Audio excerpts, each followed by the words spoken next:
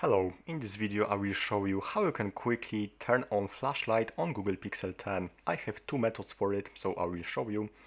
First of all, go to the settings and open display and touch. Here go to lock screen section and go to shortcuts. Now you are able to find flashlight shortcut for the lock screen, so you can enable it for the left shortcut or right shortcut. When it's done, click apply in the top right corner, and after that you have flashlight shortcut over here. I can simply switch flashlight by using it.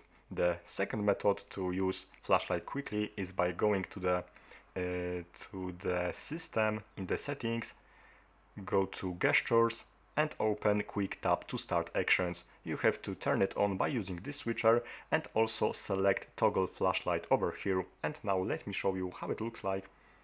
I'm tapping twice on the back of my Google Pixel 10, and from now I can switch turn on and off my flashlight.